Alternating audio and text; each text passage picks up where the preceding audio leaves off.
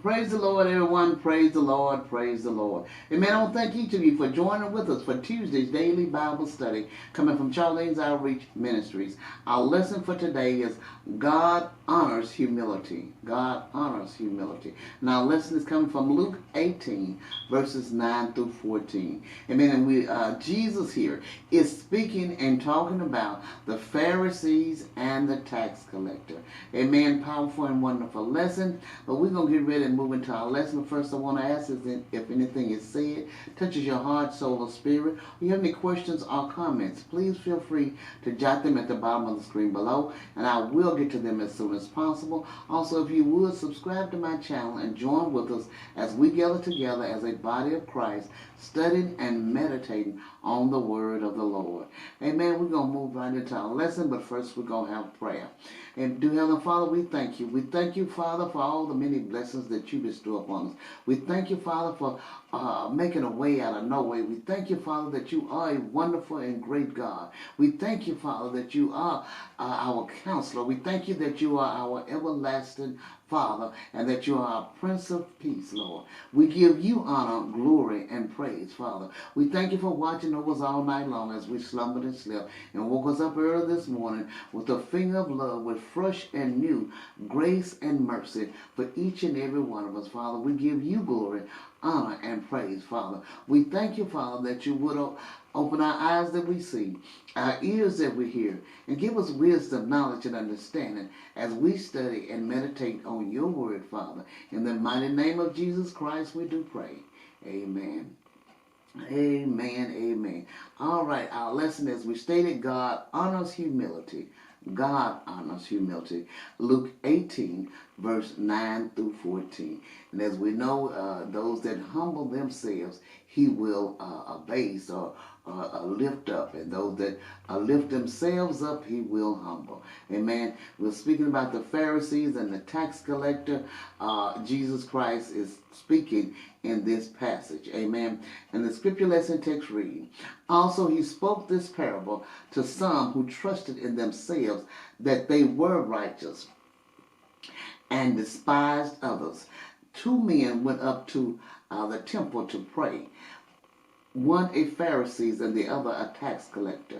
The Pharisee stood and prayed thus with himself, God, I thank you that I am not like other men, extortioners, unjust, adulterers, or even as this tax collector. I fast twice a week. I give tithes of all that I possess. And the tax collector, standing afar off, would not so much as raise his eyes to heaven, but beat his breast, saying, God, be merciful to me, a sinner. I tell you, this man went down to his house justified rather than the other. For everyone who exalts himself will be humbled, and he who humbles himself will be exalted. Amen. We have a great and wonderful lesson as we go into this lesson. For the Pharisees and the tax collector. We see verse 9 through 12 says, also he spoke this parable to some who trusted in themselves that they were righteous and despised others.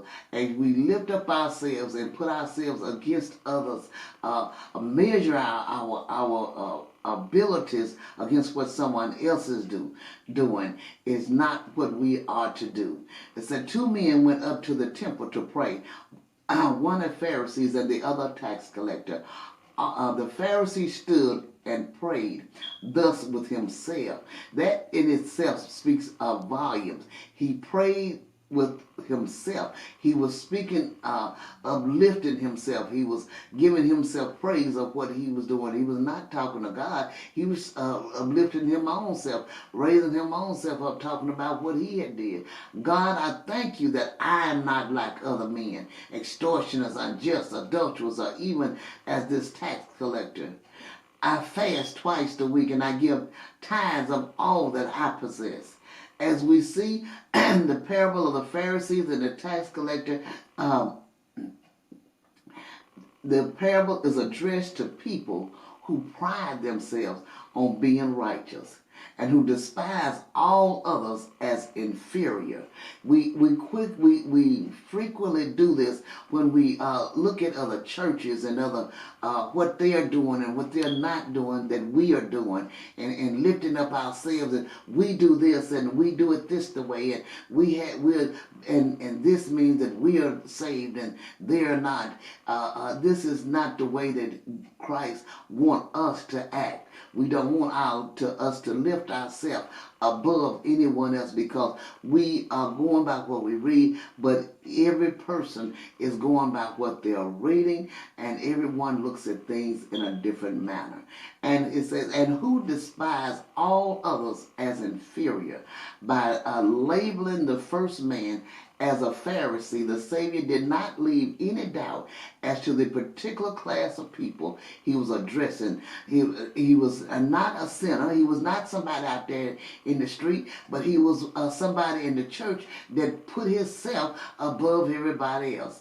All the Pharisees went through the motions of prayer. He was really not speaking to God. He was rather boasting of his own moral and religious attainments, of what he had did and what he do, instead of comparing himself with God's perfect standard and seeing how sinful he really was. And so instead of looking at what somebody else is doing, look at ourselves. Where are we at with God's standards, not man's standards, not comparing ourselves to other men. He said he compared himself with others in the community and prided himself on being better. His frequent repetition of the personal pronoun I reveals the true state of his heart, as conceited and self-sufficient. He was standing on his own. This was something he did, not nothing that God did through him. It said, verse 13, and the tax collector, standing afar off, would not so much as raise his eyes to heaven, but beat his breast, saying, God, be merciful to me, a sinner.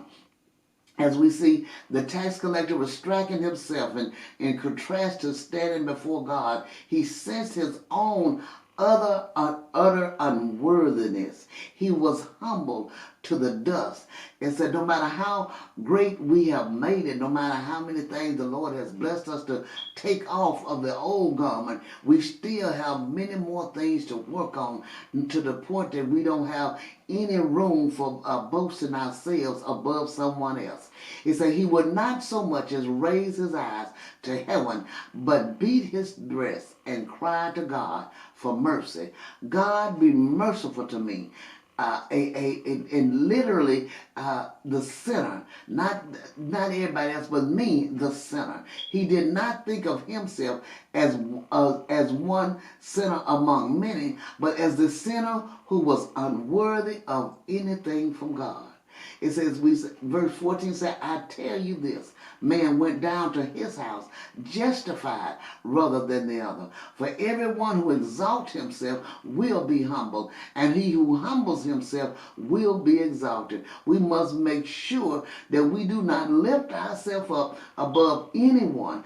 Let God lift us up. Let God show us where we are lacking. Because when we lift ourselves above others, then we are standing in the Pharisees' place, in the Pharisees' spotlight.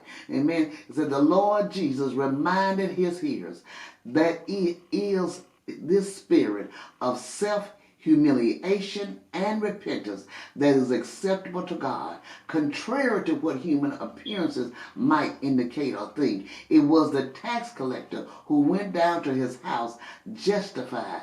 God exalts the humble, but he humbles those who exalt themselves. Let us not exalt ourselves above others. Amen. This is a great and powerful lesson. I pray you meditate on this lesson and have a wonderful and blessed day. God bless you.